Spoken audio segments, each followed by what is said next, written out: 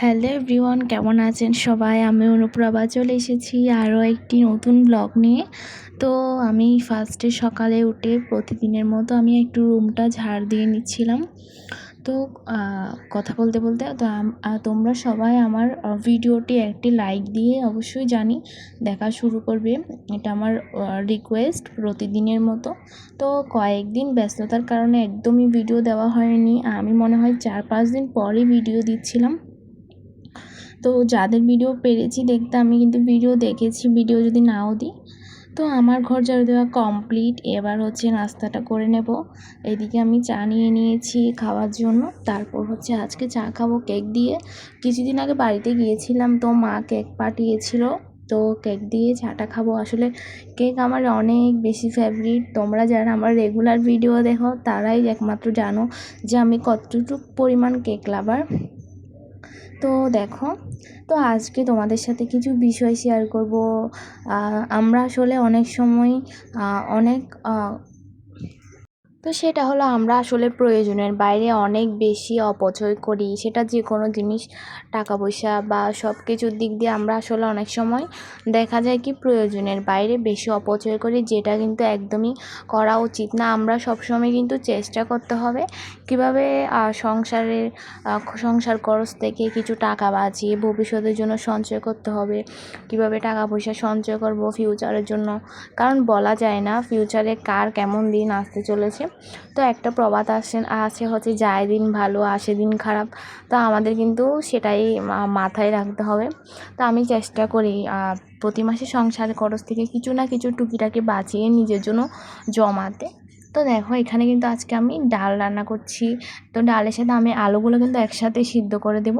তাহলে কি হয়, আমারও কাজটা খুব তাড়াতাড়ি হয়ে যায়, সাথে আমার কিছুটা পরিমাণ অপচয় হয় না। কারণ আমি এখন যদি আলাদা করে সিদ্ধ করতাম তাহলে আমার কিন্তু গ্যাসটারও অপচয় হতো। বা এভাবে কিন্তু চাইলে কিন্তু কাজটাও খুব তাড়াতাড়ি হয়ে যায় আলু আর ডাল একসাথে সিদ্ধ দিয়ে দিলে। সাথে আমার কিছু জিনিসও আছে, যেমন গ্যাস। কারণ এখন যে পরিমাণ গ্যাসের দাম বেড়েছে, যারা সিলিন্ডার গ্যাস ইউজ করে তারাই জানে। তো সবারই মাথায় রাখতে হবে যে প্রয়োজনের বাইরে একদমই অপচয় করা যাবে না। আমরা আসলে প্রয়োজনের বাইরে অতিরিক্ত অপচয় করি বা প্রয়োজনের বাইরে অতিরিক্ত খরচ করে ফেলি। যেটা আমাদের প্রয়োজন না সেটা আমরা কিনি, যেটা আমার প্রয়োজন না আমি সেটাও কিনি। তো এবার থেকে ভাবতেছি নিজের জন্য কিছু সঞ্চয় করতে হবে, নিজের জন্য কিছু জমাতে হবে।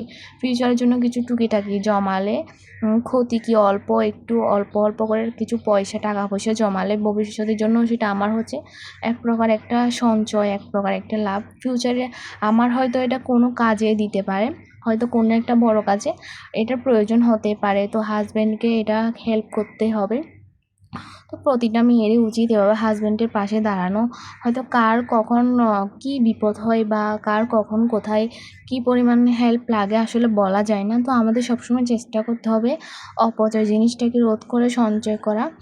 সেটা আমাদের প্রতিটা মেয়েদেরই কিন্তু করতে হবে।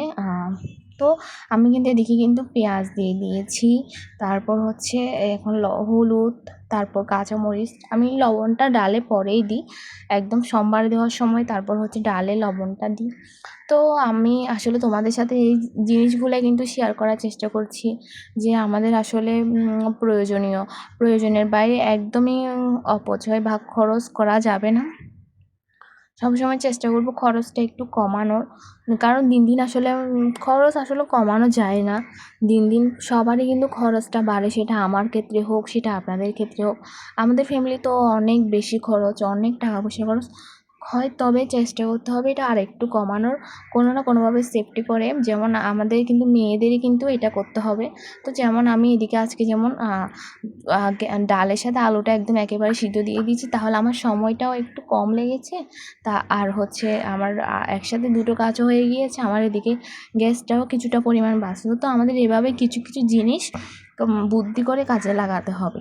তো তোমাদের সাথে অনেক কথাই বলে ফেলেছি। আমার কথা যদি তোমাদের ভালো লাগে তাও কিছু মনে করো না, খারাপ লাগলে তাও কিছু মনে করো না। তো দেখো, আমার কিন্তু আলুগুলো একদমই সিদ্ধ হয়ে গিয়েছে। তো এগুলো আমি সুন্দরভাবে, একটু সময় লাগলেও আসলে ক্ষতি কি এভাবে করতে। তো আমি সুন্দরভাবে নামিয়ে নিয়েছি। আর ডালটা ভালোভাবে বুটনি দিয়ে খুব সুন্দর দেখো গলে গিয়েছে আসলে। তো এবার আমি লবণটাও দিয়ে দেবো, লবণটা দিয়ে এরপরই সম্বাদ দিব। লবণটা দিয়ে আমি একটু খুব ভালোভাবে নেড়ে নিয়েছি অফ ক্যামেরায়। তো আমি হচ্ছে সম্বারটা দিয়ে দেবো এবার। তো হচ্ছে এখন সম্বারটা দেবো। আর তোমাদের কার কার ডাল পছন্দ? আমাদের বাসায় যদি ডাল আর আলু ভর্তা আর কিছুই লাগে না, তবে শুটকিও রান্না করবো একটু। তো ডাল আর আলু ভর্তা হলে এমনিতে ভাতটা কিন্তু খাওয়া হয়েছে। ডাল আর আলু ভর্তা সবারই ফেভারিট। আসলে ডাল আর আলু ভর্তা পছন্দ করে না পৃথিবীতে মনে হয় এমন কোনো মানুষ নেই, সবারই পছন্দ। যেদিন আমাদের বাসায় ডাল আর আলু ভর্তা হয় ওই দিন আমি মনে হয় তৃপ্তি করে কিছু ভাত খেতে পারি একদম পেট ভরে। তো আমি ওই দিন অনেক ভাত খেয়েছিলাম, আমারও অনেক ভালো লেগেছিলো ডাল আর আলু ভর্তা দিয়ে খেতে। একদম ঝাল ঝাল করে আলু ভর্তাটা করেছিলাম শুকনো মরিচ দিয়ে, অনেক মজা হয়েছিল। সরিষার তেল, পেঁয়াজ, শুকনো মরিচ এগুলো দিয়ে ডালটা আলু ভর্তা করলে একদম বেশি মজা লাগে। তো ডালটাও অনেক বেশি মজা হয়েছে। ডালের সাথে আলুর কম্বিনেশনটা আসলে জাস্ট ওয়াও, এটার সাথে কোনো কথা হবে না। তো এরপর হচ্ছে এটা হচ্ছে বিকালের দিকে তোমাদের ভাইয়া আমাদের ছাদে কিছু আম ধরেছিল, হচ্ছে আমাদের উপরের ছাদে। তো ওখান থেকে কিছু আম পেয়েছিল। তো এখন হচ্ছে আমগুলা এত বেশি টক ছিল, হচ্ছে বলার বাইরে। পুরা ছাদে আমগুলা হচ্ছে এটা হচ্ছে পাশের গাছে। তো ওখান থেকে আমগুলো পুরা ছাদে পড়ে ভরে গিয়েছে। তোমাদের ভাইয়াও যেটা থোকা ওটা হচ্ছে তোমাদের ভাইয়া পেরেছিল। আমার এত বেশি ওটা ভাবছিলাম, আমার তো একদম ছিঁড়তে ইচ্ছে করছে না, ভাবছিলাম এটা সাজিয়ে রাখি।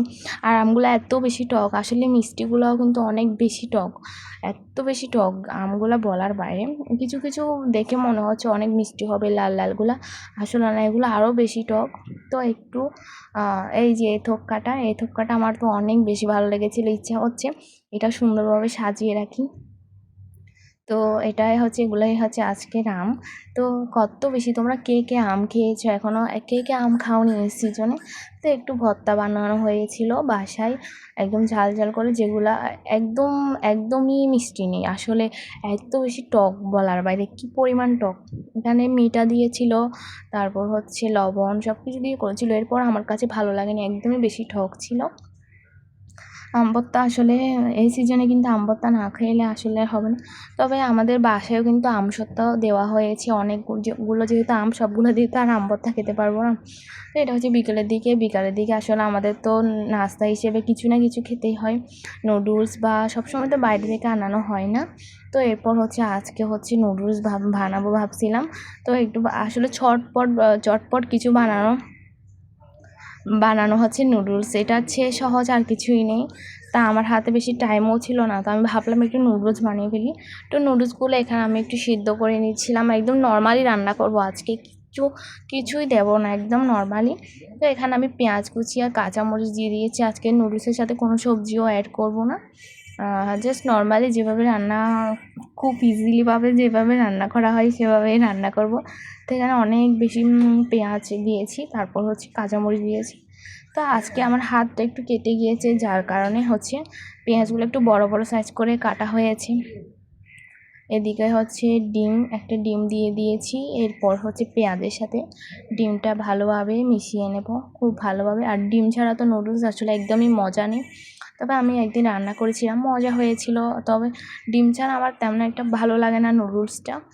ডিম, চিকেন, তারপর হচ্ছে চিংড়ি মাছ, এগুলো কিছু না কিছু আসলে নুডলসে দেওয়াই লাগে, নাহলে নুডলসটা অসম্পূর্ণ লাগে। তো এরপর হচ্ছে আমি ম্যাগি মশলাটা দিয়ে দিয়েছি এখানের মধ্যে। ম্যাগি মশলা ছাড়া তো ম্যাগির স্বাদ একদমই অসম্পূর্ণ বলা যায়। তা আমি এখানে হচ্ছে দিয়ে খুব ভালোভাবে নেড়ে নিচ্ছিলাম। আর এত সুন্দর একটা ফ্লেভার ম্যাগির মশলাটা কিন্তু আমি এমনিতেও খাই, আমার এত বেশি ভালো লাগে ম্যাগি মশলাটা। তো এখানে আমি অল্প একটু লবণ দিয়েছি, যেহেতু 3 প্যাকেট ম্যাগি মশলা দিব, তার জন্য আমি লবণের পরিমাণটা একটু কমই দিয়েছি। তো আমি এখানে বাকি ম্যাগি মশলাগুলোও দিয়ে দিচ্ছি ভালোভাবে। তো ম্যাগি মশলা দিলে কিন্তু কালারটাও ভালো আসে, আর খেতে একটু যেমন ফ্লেভার আসে, টেস্টটাও কিন্তু অন্যরকম হয় ম্যাগি মশলার জন্য। তো দেখো এখানে হয়ে গিয়েছে, খুব সুন্দরভাবে আমি নিয়ে নিয়েছি। আমি অল্প একটু হলুদের গুঁড়ো দিয়েছিলাম। তো ফাইনাল লুক দেখো, এটা এত বেশি মজা হয়েছিল। সেদিন একদম নর্মালি রান্না করেছি, তারপরে কিন্তু অনেক বেশি মজা হয়েছিল। এরপর পাশে বানাচ্ছিলাম চা। আর আমার আজকের নুডলস যেটা হচ্ছে আমি সস দিয়ে খাবো, এত বেশি মজা। তো আমার আজকের ভিডিওটা একটু, সবাই ভালো থাকো, দেখা হবে নেক্সট ব্লগে, বাই।